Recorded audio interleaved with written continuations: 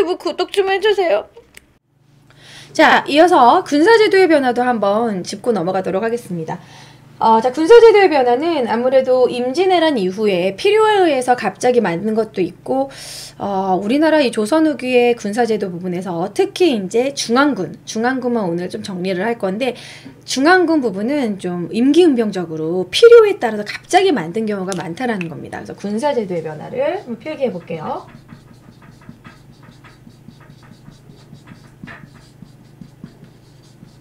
자, 순서대로 만든 순서대로 일단 할 건데 이것을 5군형이라고 합니다. 5군형. 그전에는 뭐였죠? 서울은 원래 중앙군은 5위였어요. 원래 5위였는데 이제 임진왜란 이후부터 꼭 필요한 군형이 생기고 막 도성이 갑자기 무너져 버리고 기존의 군사체제가 너무 약하기 때문에 필요에 의해서 막 더 보충을 하고 더 만들고 이러다 보니까 5개의 그런 중앙군, 그러니까 도성을 지키고 수도를 방비하는 또 왕도 지키고 이러한 중앙군대가 5개로 이렇게 체제가 만들어지게 되는데 5개를 처음부터 제일 처음 만들어진 것부터 써볼게요. 제일 처음에 만들어진 건 바로 훈련도감입니다. 훈련도감은 임진왜란 설명할 때 제가 보여드렸던 것 같아요. 훈련도감은 이렇게 전에 보여드렸었는데 직업군인입니다. 우리가 임진왜란 때 가장 힘들었던 게 군인이 없어요. 다들 전쟁 안 하겠다고 막 도망을 가고, 그리고 우리가 일본의 군대에 비해서 너무 밀리고, 그리고 일본은 임진왜란 때 뭘 갖고 왔습니까? 조총을 가져왔죠. 근데 우리는 포수가 없었단 말이에요. 그래서 포수가 꼭 필요하다. 우리도 포수가 필요하다. 포수를 대항하는 포수가 필요하다. 그래서 포수가 필요했기 때문에 포수, 사수, 살수 이렇게 3명의 살수병으로 이렇게 구성되어 있는 훈련도감을 만들게 되는데, 살수 같은 경우에는 직접 가까이 가가지고 죽이는 거예요. 여러분 게임으로 치면은 뭐로 하면 될까요? 탱커? 직접 가서 바로 앞에서 싸우는 거. 살수 같은 경우에는 실제로 그 돼지 막 썰고 그랬던 백정 그런 사람들이 살수 쪽으로 많이 투입이 됐습니다. 사수 같은 경우에는 멀리서 쏘는 거예요. 활 쏘는 거. 그래서 그리고 포수는 총포, 화포 이런 총포로 쏘는 포수. 그래서 포수, 살수, 사수 3수병 체제로 되어 있고, 훈련도감은 직업군인이다. 그 전에 뭐 16세에서 60세까지 정남이 무조건 뭐 군역의 의무를 지는 그런 개념이 아니라 직업군인화 됐기 때문에 뭔가 전문적인 교육을 받고 이 직업군인의 훈련 비용은 세금으로 걷는다는 거죠. 그런 게 이제 삼두미세 2.2두를 걷어서 이 군인들을 양성하는 데 썼다라는 겁니다. 그러니까 그 전에는 농병일치제라고 해가지고 농사 짓다가 전쟁 나면 가서 싸워야 돼.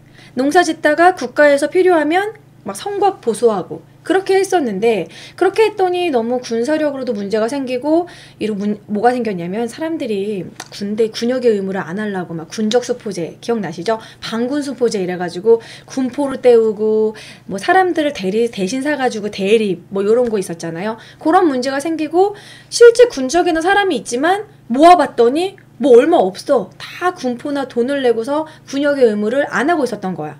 그래서 이제 군사력이 너무 낮아지니까 유성룡이 이제 건의를 하죠. 차라리 이렇게 이런 삼두미세 이런 훈련 비용을 거둔 다음에 직업군인을 양성해서 우리도 군사력을 좀 키우자. 그래서 용병제, 상비군, 용병제식으로 이제 국가가 직업군이나 했다라는 거예요. 용병제는 그렇게 이해하시면 되는데, 자, 어쨌든 이런 훈련동합은 바로 임진왜란 때 만들었다라는 거. 이거를 노란색으로 쓸게요. 펜 잘 안 나오지? 자, 훈련도감은 임진왜란 중에 필요에 의해서 임진왜란 중 삼수병으로 구성되어 있다.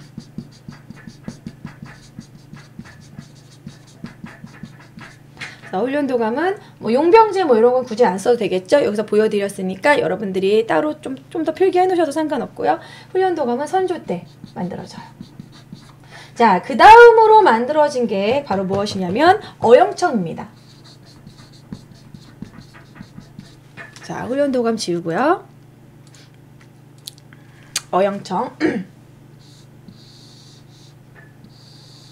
어영청도 마찬가지로 선조 때 만들게 되는데, 어영청은 갑자기 무슨 사건이 일어나서 만들어지게 되는데, 후금의 침입을 대비하기 위해서 이제 뭐 이괄의 난도 좀 있었고, 그 일본에 그 침입을 그 이후에 인조가 아니고 잘못 말했어. 잘못 썼어요. 내가 왜 말이 혼나서 인조야 인조. 자, 이괄에 다니기 때문에 인조죠. 예. 자, 어영천 같은 경우에는 광해군 때는 여러분 중립외교를 했기 때문에 후금하고 적을지지 않았어요. 근데 이 중립외교를 마음에 들어하지 않았던 바로 서인들이 인조 반정을 일으키고 광해군을 쫓아내죠. 그리고 나서 인조가 왕위가 되고 나서는 어떻게? 막 친명 배금 정책을 했기 때문에 결국 쳐들어오죠, 후금이. 그래서 후금의 침입을 막기 위해서 어영청을 만듭니다. 그래서 인조 때 후금의 침입을 대비하기 위해서. 그래서 어영청을 만들고, 그리고 이때 당시 이괄의 난이 일어나요.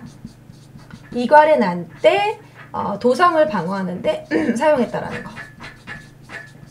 이괄의 난은 제가 저번에 설명을 했었어요. 그 인조반정 때 이괄이 되게 큰 공을 세우거든요. 그런데 이괄은 무신이란 이유로 이괄한테는 1등 공신 취급을 하지 않고 2등 공신식으로 해가지고 높은 관직에 못 오르겠다는 말이야. 그래서 이괄이 열받아가지고 반란을 일으키고 이괄의 잔당들이 후금으로 가서 정묘란을 일으키는 원인이 돼요. 그래서 이괄의 난 때 도성을 방어하기 위해서 갑자기 이제 군인을 만들고 그래서 필요해서 급 만들게 된 게 바로 어영청이라는 거. 자, 그러면 세 번째로 만들게 된 건 바로 총용청입니다. 총용청. 자, 이게 다 보면은 세 가지가 다 인조 때 만들고 마지막에 금이영만 숙종 때 만드는데요. 총용청도 인조 때. 나 이거 펜 색깔 이거 여기 통일해야 되는데. 왜 흰색으로 썼지? 지울게요. 잠시만요.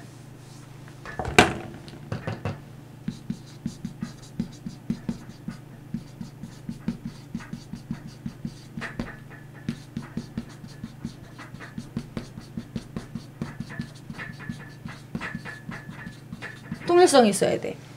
자, 그 다음에 충용청. 충용청 같은 경우에는 왜 만들어지게 됐냐면 아까 이괄의 난도 관련이 있고요. 이괄의 난 때 수도 북부 쪽이 너무 쉽게 뚫렸단 말이에요. 그래서 이괄의 난 때 뭔가 수도 북부를 수도 북쪽의 경비를 좀 철저히 해야겠다 해서 그때 만들어지게 됩니다. 그래서 이괄의 난 때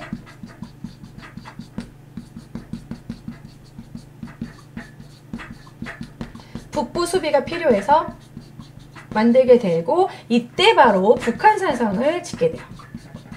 그래서 북한산성을 짓고 이 북한산성을 지키는 군대를 거기다 놓은 것이 바로 총용청이에요. 그러니까 수도의 북부를 지켰다. 수도의 북쪽. 우리나라 그러니까 지금으로 치면은 북한산 위쪽 있잖아요. 저기 우리 막 그 휴전선 아래쪽 그런 북쪽을 지킨 곳이 바로 충용청. 자, 그 다음에 만들어진 게 바로 수호청. 총용청과 수호청 같은 경우에는 외곽이라고 외워주시면 돼요. 제가 이따 외우는 팁을 알려드릴게요. 이것도 역시 인조 때 만들어졌고, 수호청 같은 경우는 아래쪽, 남부 쪽을 이제 지키는 겁니다. 정묘호란 때, 우리가 정묘호란 때 결국에는 수도 남부 수비, 남부 쪽이 많이 털리거든요. 수도의 남부.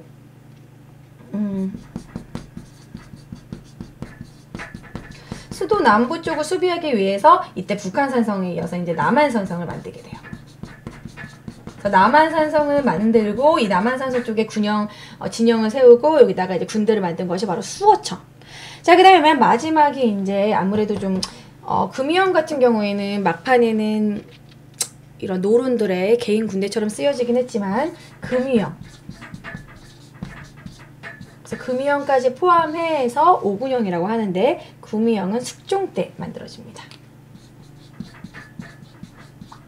자, 금이영은 왜 만들게 됐냐면 왕궁 수비 그리고 이제 국왕을 지키는 국왕보호대 뭐 이런 식으로 만들어졌는데 사실 금이영은 이제 숙종보다는 숙종을 지키는 게 원래 임무지만 실제로는 이제 붕당에 의해서 붕당의 실세들이 금이영을 막 뒤에서 이렇게 조작하기도 했었다라는 거 자기네들 군대처럼 나중에 쓰게 돼요. 네, 세도정치 때는 더 심해지고. 자, 그런데 여기서 이거를 일어난 순서를 좀 쉽게 외울 수 있는 방법이 여러분 김어준 총수 아시잖아요. 쉽게 이렇게 외워주시면 좋아요. 훈아, 그냥 학생 이름을 생각합니다. 훈아.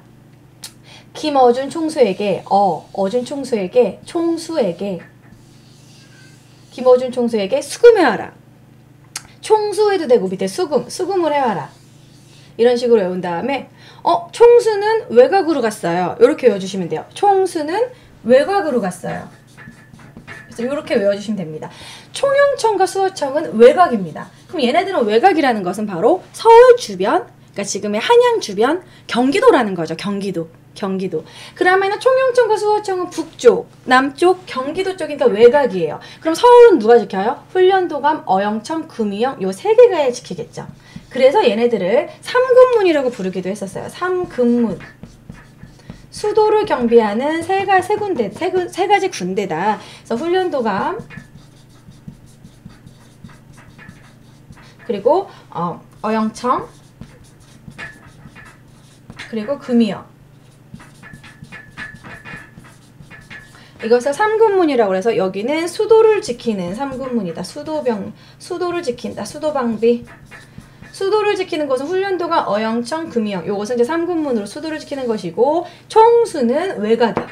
이런 식으로 순서 외우는 거 되게 좀 중요하거든요. 요거는 수능 때는 사실 요거 종류만 5가지만 외워도 상관없습니다. 근데 공무원 국사라던가 한국사 고급 자격증이라던가는 좀 이렇게 순서도 외워주시면 좋아요. 그래서 훈아, 김어준 총수에게 가서 수금해와라. 수금. 총수가 외곽으로 튀었어요. 총수는 외곽으로. 이렇게 좀 외워주시면 순서 외우기 쉬울 거예요. 총수에게 수금해와라. 이렇게 외워주시고 특징을 정리를 해드릴게요. 5군형 같은 경우에는 특징이 뭐 후금의 침입을 위해서 이괄해낼 때 갑자기 이괄해낼 때 갑자기 이제 북부가 털렸네? 북한 사상을 만들어서 갑자기 총영청을 만들고 남한 사상을 만들어서 수호청을 나중에 만들고 왕궁 수비를 위해서 금이영을 또 만들고 이런 식으로 필요에 따라서 계획적인 것이 아니라 임기응변적으로 필요에 따라서 만들었고 얘네들은 모두 다 중앙군이고요. 그리고 용병제라는 거. 용병제라는 것은 직업군인이다. 이렇게 생각해 주시면 돼요. 직업군인이다. 그리고 얘네들은 모두 다 나중에 붕당 때 서인 정권의 군사 기반이 됐다라는 거. 중앙군이긴 하지만 붕당에 따라서 득세했던 서인들이 얘네들을 이제 막 다루는 군사 기반이 됐어요. 그렇기 때문에 나중에 정조가 이것들을 이게 원래 중앙군이고 왕의 군대가 되어야 되는 것인데 실제로 막 서인들이 서인에서 높은 막 그런 득세 이런 애들 대표적으로 뭐 누가 있을까요? 막 송시열 이런 애들이 얘네들을 막 부리니까 정말 왕을 위한 왕의 호위 군대를 만들어야겠다 해가지고 장용영을 만들게 되죠. 그래서 이제 장용영은 요거랑 따로 이렇게 만든 겁니다. 요거가 있지만 따로. 자, 이런 식으로 용병제는 이제 서인 정권의 군사 기반이 되었다라는 거. 그래서 군사제도의 변화는 이런 식으로 기억하시면 될 것 같고요. 지방 방어체제 개편은 되게 간단한데 그거는 그냥 잠시 위에 지운 다음에 위에다가 쓰도록 할게요. 자, 위에다가 그냥 간단히 쓰도록 하겠습니다. 그거는 이미 예전에 필기를 했었어요. 지방 방어체제 개편.